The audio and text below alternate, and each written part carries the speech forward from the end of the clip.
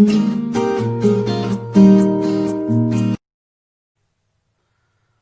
Student, अभी हम लेते हैं इसका सबसे इम्पोर्टेंट टॉपिक का नाम है नेशनलिज्म एंड इम्पेरियलिज्म। नेशनलिज्म का मतलब क्या होता है और इम्पेरियलिज्म का मीनिंग क्या होता है। इन दो वर्ड इस टॉपिक में दिए हैं और दोनों का मीनिंग हमें समझना है। सबसे पहले आता है नेशनलिज्म। नेशनलिज्म को हिंदी में कहा जाता है राष्ट्रवाद और इंपेरियलिज्म को कहा जाता है साम्राज्यवाद। मतलब ऐसे दो वर्ड यहां पर दिए हैं और दोनों का भी मीनिंग आपको प्रॉपरली समझना है। सबसे पहले जो पॉइंट यहां पर दिया है, हमने ऑलरेडी मीनिंग यहां पर लिखा हुआ है। नेशनलिज्म के बारे में दिया है कि अ फीलिंग ऑफ लव और pride for your own country. मतलब अपने देश के बारे में प्रेम करना और देश के बारे में गर्व महसूस करना, इसको नाम दिया है नेशनलिज्म।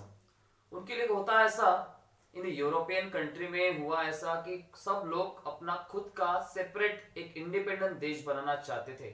जैसे हमने देखा, फ्रांस बहुत पहले बना, बाद में इटली, जर्मनी, ब्रिटेन, ऐसे बाकी देश बनने लगे। उसके बाद आता है इंपेरियलिज्म। तो इंपेरियलिज्म का मतलब आपको ध्यान में रखना है, इसका मतलब होता है साम्राज्यवाद। इंग्लिश में इसको कहा जाता है a policy of extending a country's power and influence by military force etc। मतलब एक कंट्री अपने एरिया को बढ़ाने के लिए, अपने देश को एक्सटेंड करने के लिए दूसरों के कंट्री पर रूल करता है और उसको अपनी कॉलोनी बनाता है। जैसे इंग्लैंड ने बहुत सालों पहले अफ्रीका पर रूल किया था, इंडिया पर भी रूल किया था, मतलब वो इंडिया पर उन्होंने कॉलोनी बनाई थी। तो इसको साम्राज्यवाद कहा जाता है। तो ये आपको ध्यान में रखना है। तो एक कंट्री, एक पावरफुल कंट्री दूसरों की कंट्री पर जाकर रूल करती है, उसको कहा जाता है इंपेरियलिज्म। तो ये दो वर्ड हमने मीनिंग लिए, लेकिन इनके साथ साथ भी हमें ये पॉइंट समझना है, क्योंकि उस टाइम में पूरे यूरोपियन कंटिनेंट में लिबरल नेशनलिस्ट लोगों की एक फीलिंग तैयार हो रही थी। जो छोटे छोटे कंट्री थे उनको भी, मतलब छोटे स्टेट में कवर्ड थे उस टाइम में, तो उनको भी लगता था अपना एक अलग सेपरेट देश बने और एक इंडिपेंडेंट देश बनना चाहिए। तो ऐसी भावना उस पीरियड में यूरोपियन कंटिनेंट में बहुत ज्यादा, बहुत पहले से उनके मन में चल रहा था और उन्होंने वैसा किया भी। तो यहाँ पर आता है एक बहुत ही इंपॉर्टेंट घटना यहाँ पर दी है, जो नेशनलिस्ट फीलिंग बहुत से यूरोपियन कंटिनेंट के बहुत छोटे छोटे कंट्री थी उनमें जाग गई, या उनके मन में ऐसा अवेयरनेस आ गया। तो सबसे पहले आता है 1871 में बाल्कन इस स्टेट के बारे में, बाल्कन इस एरिया के बारे में यहाँ पर पहले हम देखते हैं। तो यूरोपियन कंटिनेंट में बाल्कन नाम का एक रीजन था। इस बाल्कन नाम के रीजन में छोटे छोटे पार्ट में बहुत से कंट्रियां, मतलब बहुत से एक नेशन स्टेट जैसे पार्ट था। जैसे यहाँ पर दिया है Romania, Bulgaria, Albania, Greece, Macedonia, Croatia, Bosnia Herzegovina, Slovenia, Serbia, Montenegro, known as Slavs. उनको एक कंबाइन एक इनहेबिटेंट से नाम दिया जाता था, स्लाव कहा जाता था। तो ये जो एक बाल्कन नाम की जगह पर ऐसे छोटे छोटे पार्ट में बहुत से एक रीजन थे। जैसे हमने यहाँ पर लिया, जैसे जो हमने एग्जांपल है रोमानिया, बुल्गारिया वगैरह, ऐसे हमने नाम यहाँ पर लिया भी। तो इनको कंबाइन एक नाम दिया गया था, उसको बोलते थे स्लाव करके। स्लाव्स यानी स्लाव पीपल एक ऐसे थे जिनमें उनकी कल्चर, ट्रेडिशन, लैंग्वेज, उनका सब कुछ अलग अलग था। उनकी जोग्राफिकल एंड इथनिकल ऐसे अलग अलग पार्ट थे, जिसकी वजह से हम कह सकते हैं वहां पर विभिन्न तरीके से उनकी भाषा थी, कल्चर थी, लैंग्वेज थी और उनकी अलग अलग वहां पर पार्ट वहां पर बना हुआ था बहुत पहले से इन यूरोपियन कंटिनेंट में। और उनको ऐसी एक भावना थी मन में कि अपना एक देश जो है एक स्वतंत्र देश बनना चाहिए। जैसे अल्बानिया हो, यानी यहाँ पर हमने लिया ग्रीस है, मैकेडोनिया हो, उनको ऐसा लगता था कि अपना एक इंडिपेंडेंट देश होना चाहिए। लेकिन हुआ ऐसा कि बहुत से बाल्कन का जो पार्ट था वहां पर ऑटोमन एम्पायर रूल करते थे। तो ऑटोमन एम्पायर जब तक थे तब तक तो वो उनके ऊपर कंट्रोल रहता था बहुत टाइम से। इस वजह से वो देश बनने के लिए उनके अंदर एक रिवोल्ट हमेशा वो करते थे। और यहाँ पर ऐसा भी था कि ऑटोमन एम्पायर को और अपना रीजन बढ़ाना था, एक्सटेंड करना था और उनके ऊपर हमेशा कंट्रोल लगाना चाहते थे। पॉलिटिकली और इकोनॉमिकली उनके बहुत से पावर उनके हाथ में थे, तो उन्होंने उन पर कंट्रोल करना शुरू कर दिया। तो एक्चुअली इस टाइम में ऐसा हुआ कि बाल्कन इस रीजन ने वहां पर खुद को इंडिपेंडेंट करने के लिए इन यूरोपियन कंटिनेंट में अपना एक सेपरेट इंडिपेंडेंट देश बन सके, इस वजह से उन्होंने बहुत लंबा बहुत टाइम तक एक प्रयास किया। जैसे वो बल्गेरिया है, रोमानिया है, अल्बानिया है, सर्बिया है, ग्रीस है, इन लोगों ने बहुत ज्यादा समय तक उन्होंने बहुत स्ट्रगल किया और स्ट्रगल करके अपने देश को एक इंडिपेंडेंट देश बनाना चाहते थे, ऐसा उस पीरियड में किया। तो उस पीरियड में ऐसा हुआ कि ऑटोमन एम्पायर की जो उस टाइम में सोच थी वो अच्छी तरह से वो सफल कर नहीं पाए। तो ये बात ध्यान में रखनी है। तो हुआ क्या उस पीरियड में, एक्चुअली इस पीरियड में ऐसा हुआ कि छोटी छोटी कंट्री में वो बाद में कन्वर्ट हो गए। मतलब ये बाकी जो छोटे छोटे पार्ट में ग्रीस है, बल्गेरिया वगैरह है, ये बाद में एक देश बन गए। और जो इनका सपना था ऑटोमन एम्पायर का, वो वैसा अधूरा रह गया, क्योंकि उन्होंने वैसे भी बहुत सालों से उन पर रूल किया था, कंट्रोल किया था।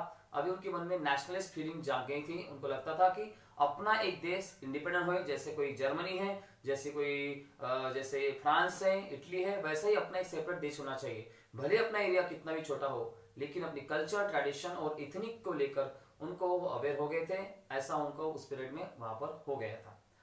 लेकिन बाद में ऐसा हुआ कि ये जो छोटी छोटी कंट्रियां थी, इन कंट्रियों को ऐसा लगने लगा था बाल्कन स्टेट को कि अपना एरिया बढ़ सके, अपना एरिया बहुत ज्यादा बढ़ना चाहिए, एक्सटेंड होना चाहिए, अपनी बाउंड्री लाइन ज्यादा बढ़नी चाहिए। ऐसे मन में उनकी बहुत सी भावनाएं उनके अंदर जाग गई और फिर उनका स्ट्रगल शुरू हो गया, एक वॉर शुरू हो गया। ऐसा भी पार्ट उस पीरियड में हो गया। लेकिन उनकी बाद में ऐसा हुआ, स्टार्टिंग में आता कि जैसे वो कुछ पावरफुल कंट्री थी, जैसे हमने नीचे लिखा है Russia, Germany, England, Austria, Hungary. तो ध्यान में रखना है, Russia, Germany, England, Austria, Hungary जैसी बड़ी बड़ी कंट्री थी, उनका ध्यान इन छोटी छोटी कंट्री पर था। उनको ऐसा लग रहा था क्यों ना हम इन पर कंट्रोल करें, क्यों ना हम इन पर रूल करें। तो उनके मन में एक इंपीरियलिज्म की फीलिंग जाग गई। उनको ये मतलब ऐसा करना था कि उन्होंने ये पावरफुल कंट्री जो थी, खास करके रशिया है, जर्मनी है, ऑस्ट्रिया हंगरी जो है और इंग्लैंड है, उनको ऐसा लग रहा था कि उन्होंने अपने मिलिट्री पावर को थोड़ा मजबूत बनाया, नावल सिस्टम को, यानी जो खास करके शिप वगैरह जो रहता है, यानी नेवी सिस्टम, नेवी वगैरह है, उनको ज्यादा उन्होंने मजबूत किया। और उनको लगा कि हम किसी भी हालत में इनकी सभी देश पर रूल करते हैं, या फिर इन सबको सब पर हम अपना रूल या आधिपत्य या फिर उसको हम कह सकते डायरेक्ट कंट्रोल करना चाहते थे। और अपना इंपीरियलिज्म यानी साम्राज्य उनको बहुत बढ़ाना था, क्योंकि ये पावरफुल कंट्री थी, क्योंकि ये पावरफुल कंट्री का सपना था कि अपना बहुत बड़ा देश होना चाहिए। इसी वजह से उन्होंने ये सब कुछ करना शुरू किया। और उसी के टाइम में क्या हुआ, इन बाल्कन स्टेट के पर रूल करने के लिए इन्होंने जो उस टाइम में प्रयत्न किया, उस पीरियड में फर्स्ट वर्ल्ड वॉर जो है 1940 टू 1980, ये फर्स्ट वर्ल्ड वॉर हो गया। और उसमें जर्मनी और बाकी स्टेट इन्होंने वैसा ही अपना पावर दिखाने की कोशिश की। और उस पीरियड में पूरे वर्ल्ड में एक सबसे बड़ा महायुद्ध हुआ, जिसको बोलते हैं फर्स्ट वर्ल्ड वॉर। 1940 टू 1918 तक चला। सब कंट्री अपना पावर दिखाना चाहते थे। सब कंट्री आपको खुद को हम कितने ग्रेट है ये शो करने की कोशिश कर रही थी। तो एक कंट्री अपनी आर्मी को मजबूत कर रही थी, नावल सिस्टम को ज्यादा डेवलप कर रही थी, और इनका ये पूरे वर्ल्ड पर इसका बहुत बड़ा इम्पैक्ट हुआ। लेकिन जैसे बाकी कुछ कंट्रियां थी जहां पर उनमें नेशनलिस्ट फीलिंग जाग गई थी, जैसे एग्जांपल हम लेते हैं, जैसे इंडिया है या फिर साउथ अफ्रीका है, जहां जहां पर इंग्लैंड इन्होंने अपना साम्राज्य बनाना शुरू कर दिया, क्योंकि उन्होंने इंपीरियलिज्म की कॉन्सेप्ट या कॉलोनी उनको वहां पर उन्होंने डेवलप की, दूसरों के कंट्री पर जाकर रूल करना शुरू कर दिया। तो एक्चुअली क्या हुआ, वहां पर एंटी रेजिस्टेंस मूवमेंट स्टार्ट हो गई। वहां पर लोगों ने मतलब जिस कंट्री उनको लगता था, जिस कंट्री पर उनको रूल करते थे इतने दिनों से, उस कॉलोनी के लोगों को लगता था कि हम किसी भी हालत में इन कंट्री को हम अपोज करते हैं। जैसे इंडिया ने ब्रिटिशों को अपोज किया, जैसे अफ्रीका ने भी ब्रिटिश को अपोज किया। हर जगह पर अलग अलग जो कंट्री थी उनको उन्होंने अपोज करना शुरू कर दिया। ये आपको ध्यान में रखना है। तो क्योंकि उनको लगता था कि ये अपना जो देश है, अपना देश एक कल्चर, भाषा, लैंग्वेज के आधार पर एक सेपरेट देश बन सके, और इन पावरफुल कंट्री का उन्होंने रेजिस्टेंस करना शुरू कर दिया। ये आपको ध्यान में रखना है। तो ये दोनों पॉइंट में आपको ध्यान में रखना है। जो पॉइंट हम लिया नेशनलिज्म और इंपीरियलिज्म, नेशनलिज्म जो हमने यहाँ पर लिया अ फीलिंग ऑफ लव और pride for your own country. Imperialism का मतलब हमने लिया कि मिलिट्री पावर का यूज करके दूसरों की कंट्री पर रूल करना, अपनी बाउंड्री बढ़ाना, अपना एरिया बढ़ाना, ऐसी बहुत से लोगों की कॉन्सेप्ट उनके मन में बैठ गई थी। फिर भी जिन देश पर बाकी लोगों ने रूल किया, उन देशों ने फर्स्ट वर्ल्ड वॉर के बाद अपनी कंट्री को इंडिपेंडेंट करने की बहुत कोशिश की और वो कंट्री बाद में इंडिपेंडेंट बन गई। तो ये आपको ध्यान में रखना है। ये जो पॉइंट हमने लिया है बहुत ही इंपॉर्टेंट पार्ट दिया है और ये कम से कम 3 मार्क के लिए आपको क्वेश्चन आ सकता है। तो बाल्कन स्टेट के बारे में